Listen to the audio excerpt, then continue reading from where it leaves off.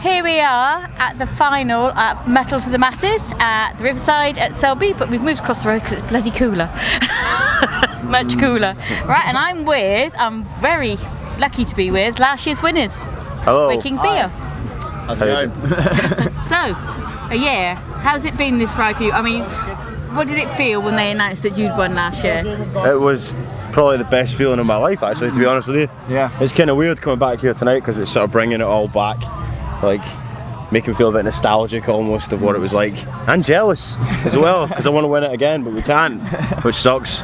So, but yeah, it was an awesome feeling, and I'm stoked for whoever wins it today because they'll get to feel the same. Amazing time. Yeah, I mean, there's some very difficult choice to be made, I think, from what we've seen so far. Absolutely. And there's still another 2 bands, I think, to go. So included, but there's 2, and then there's then there's you. Yeah. I know. But yes. to be fair, one of the things that. Sorry about that. We just witnessed someone just spill drink all over themselves over there. Awesome. Yeah, like the most important thing about it is that it's all kind of based on talent and who is the best band on the night, rather than who brings the most people or sells the most tickets. Yeah. Absolutely. Yeah. And so you went to Bloodstock. We saw you there. We talked to you there. Then what happened after that? We tried to keep things going as best as possible. So we put together an EP. We recorded like a new track and got it like released properly. So it's on like iTunes and Spotify and all your stuff. Shot a video, put a video out. Got that put out through Blank TV. And then just gigged, and we've just kept gigging. It's been like the fastest year ever. It's hard to believe that it's actually been a year, pretty much to the day since it all kicked off. So it feels like we've done a lot, but it feels like there's been so much time and we've not done a lot, but we have done a lot, if you know what I mean. It's just kind of weird. Yeah, absolutely. And as you said, you feel a bit nostalgic and everything coming back here and meeting up with Simon again and everything else. And he remembered who we were, so. That's got to be or at least he says he did. You're So you're going to do your performance tonight, I guess, while they're making up their mind of who's going to lead one. Keep everyone in suspense for as long as possible, which is going to be brutal.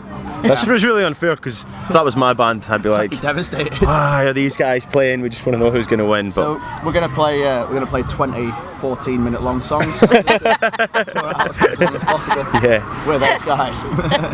No, we'll keep it short and sweet, but it's hopefully people. They have to stick around and watch us. So yeah, it should be good. And so after here, where are you off to next? Well, on Tuesday we've got one of these almost. Yeah. It's a road to Leeds and Reading, which would be absolutely amazing again if we get through to that. It'd be fantastic. I mean, obviously it's a completely different festival from Bloodstock. You know, we'd be playing alongside bands that. It's got a lot of metal this year, though. Got a lot of metal. You know, a few of our mates are playing it while she sleeps, and Bro tomorrow are playing it. So it'd be awesome to hang out with them and play with them.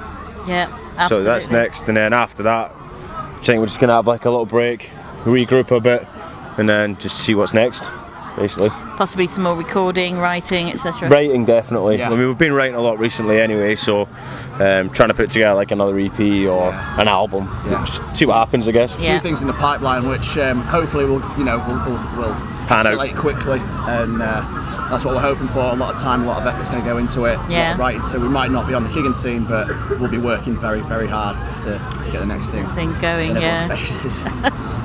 So, video-wise, we're going to make maybe another video. What sort of style would you like to make it in? I think we need like a bigger budget to do the kind of thing we want to do. I mean, our last video was we thought was awesome, and a guy called Sean did it for us, and he did an awesome job. But we did it on like a bit of a shoestring budget, so it'd be nice to do something like with a bit of money behind it, and do something like I think the coolest, epic. Yeah, the coolest type of video. It's one that's been playing around in my head for ages. We have like one of those flash mobs. Right. Just like roll up on like I don't know, like a low loader back of a lorry or something.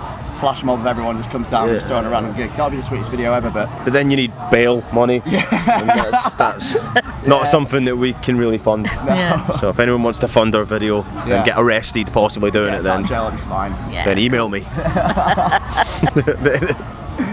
And with the recording and everything else, how would you like to see your next release? Would you like to see it on download, vinyl, CD, or tape? Good question. Well, obviously download is unavoidable. It's going to happen. A few bands I think have been going back kind of old school and bringing out cassettes and like nichey stuff which sells pretty well. So yeah. I don't know. It's not something I've really thought about. No, but not either. I'd like to do it on all formats. All of the above, yeah. To be fair, you see that like when bands have done really well and like the album's sold quite a lot, then further down the line they'll release that album on vinyl, which would be awesome because I'd love to have a record on vinyl, but it's not going to be like the first release because it wouldn't sell. So many people, because like with Spotify and stuff, it's difficult to get people to buy physical copies. Yeah. I mean, we've got like physical copies of our EP that they don't sell, but people have downloaded it or just listen to it on Spotify or whatever. So it's just difficult, really. But do you find if they listen to you that they'll come and see you, or is it people already that you think? I mean, how's it been going in that direction? I guess people. You do get, if you're busy and you do things like Bloodstock and whatnot, you do start to get a following of people that have heard of you or have just checked you out and then come and see you. Yeah. So I think it's a bit of both. You've got your fan base originally, and then hopefully, if you're lucky, it gets bigger and bigger and bigger. Word of mouth is a really, really important thing, and it's probably been the biggest catalyst for us. Is that you heard these guys, they're playing at Bloodstock, check them out, type of thing. And best thing you do is build a local following. As long as you've got a big local following, and then you can just build on that and get it bigger and bigger. Go outwards, more. Snowball it. Yeah. We asked you a fantasy question last year, but we're asking you a different one this year. Okay. Okay. 2 years ago, the Big Four played at Sonosphere. Yep. And so, if you had the chance to be one of the Big Four, which other 3 bands would you have on stage with you to make up the Big Four? Right, okay. Living or dead, because it's a fantasy. Yeah. What song would you cover? It could be one of your own or somebody else's, and where would it be in the world? Wow. Right. I'll let you choose the first band, because the band I choose, I know you don't even like, so... he'd choose Deftones. Deftones for me. I'm not a massive fan. I think for me, it would have to be someone that I probably got into an early age, who I like watching live, and it would be something as utterly ridiculous, and I don't even listen to them at all anymore, but it would probably be someone like Limp Bizkit or something like that, just for the party atmosphere. Everyone's there, especially if it was a festival. If you could see them at the festival, it's just unbelievable. Have a party. So Deftones and Limp Bizkit is very new metal. We've got one more to go. I would say Black Sabbath for me. Sabbath would be amazing. Or if you want to heavy things up a little bit, I'd always probably go with heavy things up with Sabbath. If you're trying to say they're not heavy, they invented heavy metal. You idiot. They? Yes. Oh wow! You learn something new every day. No, probably someone like Zeppelin, I think. So are we going Zeppelin or Sabbath? Zeppelin. Zeppelin? Yeah. Fucking hell, okay. Well, if you want Sabbath, you can have them, but I'm having Zeppelin. Alright, we'll go with Zeppelin. Have all 5. So we got Deftones, Limp Bizkit, and Led Zeppelin, and us. Yeah. And us, yeah. And what song? Which song? What song would we cover? Well, we couldn't cover any Sabbath because we'd be playing. Maybe. We could do some Sabbath. We could do some Sabbath. Do like Iron Man or Sweet Leaf. Yeah. Iron Man. Iron Man. Black Sabbath. And where in the world? Donington, I guess. It's got to be done. Yeah. We've not played Donington. No. Probably never will. Well, you never know. But yeah. Here's to hoping. It's that big, it's like the top box. Have you got your list of band things you want to do? Playing at Donington's probably somewhere near the top, so I would say Donington. Absolutely. Or on a beach in Australia. Yeah. And just a quick one. Marmite, love it, hate it? Love it. Hate it. Really big so far, hasn't it? It's been like, right. I tried to keep a tally, but I think it's fairly even so far on the likes and the dislikes. And there's been a few in between, not sure. You can't be one of those people. Doesn't work. Nah. Well, Marmite, it's just like, it's alright. You just can't have too much of it. You can't have a thick spread of Marmite. It's got to be quite thin. Have you never dipped your finger in Marmite? Just... No, I wouldn't do that. I wouldn't go that far. I'd rather that than eat a whole load of it on toast. Anyway. We've been waiting there.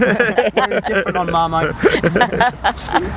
So, if you could do a really, really cheesy cover, 70s, 80s, 90s cover of a band, make it your own style. Stevie Wonder Superstitious. Good call. Yeah. Yeah? I'll go with that. Yeah. Bit of funk. Funk it up. Yeah. Funk metal. Motown. Yeah. Motown metal. Funky Motown metal. Yeah. It's got a bit of a ring to it, actually. Maybe we should do it. That's the key. You heard it here first. Funky Motown metal. Gonna get a patent on that. Funk Motel. So, what would you like to see in the next 12 months for Waking Theo? Millions of dollars in record sales. I want to see things escalate at a good level. I want to see a lot of hard work, and I want to see results come of it. I think that's what everyone wants when they start writing. If you've got the right mental attitude to it, if you're really focused on it, which I think is the most important thing, then we will get to the level you want to be at. It's a stepping stone game. We've got to keep more music coming out. More new. We've not had anything new out in a while, but time has seemed to have flown, so that's kind of weird. But I suppose if you've been busy gigging. Yeah, it's like, oh shit, we should probably write some new music and release it. People are probably getting sick of what we've already got. So the most important thing is to record and get new music out, and then we've been speaking to labels and stuff, and this, like Ben said, there's stuff in the pipeline, possibilities that could happen for us. So it's kind of just like in our own hands and just writing. Basically is the main thing at the moment. Well, thank you very much, guys, for taking time out to chat to us. It's been a pleasure. I've enjoyed it as always. Cool. And we'll be catching your set later on. Lovely stuff. And sweet. Enjoy the evening. We will indeed. Thank you. Right, thank you very much.